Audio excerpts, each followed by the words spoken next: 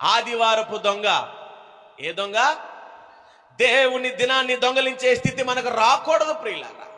Bible చెబుతుంది, యెహోవా మందిర ఆవరణములో ఒక దినము గడుపుట 1000 దినములతో సమానము. నిజంగా ఒక దినము మనం దేవుని మందిరంలో గడుపుతున్నామా? ఇది యెహోవా దినము, ఇది ఆజ్ఞతో కూడిన దినము. దేవుని ఆజ్ఞ 7వ దినమందు అందరూ నా ప్రార్థనా మందిరంలో నాకు కనపడాలి. 6 దినాలు నువ్వు పని చేసుకోవడానికి శక్తిని ఇచ్చాను, 6 దినాలు నువ్వు కష్టపడడానికి ఓపికనిచ్చాను, 6 దినాలు ఆరోగ్యం ఇచ్చాను, 6 దినాలు ఆయుష్నిచ్చాను, 6 దినాలు నీకు కావలసినవన్నీ నేను సమకూర్చాను. 7వ దినము నాది. నా దినాన్ని దొంగలించకూడదు.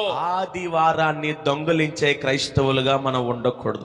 6 దినాలు నిన్ను ఆశీర్వదించిన దేవుడు 7వ దినాన్ని ఆజ్ఞగా ఎందుకు ఉంచాడో తెలుసా? ఈ 7వ దినము యెహోవా దినము గనక ప్రతిష్ఠ దినమందు యేసు నామములో మనం అందరము కూడుకోగలిగితే మన జీవితాలకు అది ఆశీర్వాదము. ఆదివారం అనేది చాలా అమూల్యమైనది ప్రియమైన దేవుని పిల్లలారా. దేవుడికి ఇచ్చే సమయం దేవునికి ఇవ్వాలి, దేవుడికి ఇచ్చే సమయం దేవుడికి ఇవ్వాలి. అప్పుడే మనం ఆశీర్వదించబడతాం. ఖచ్చితంగా మందిరానికి మనం వచ్చి తీరాలి.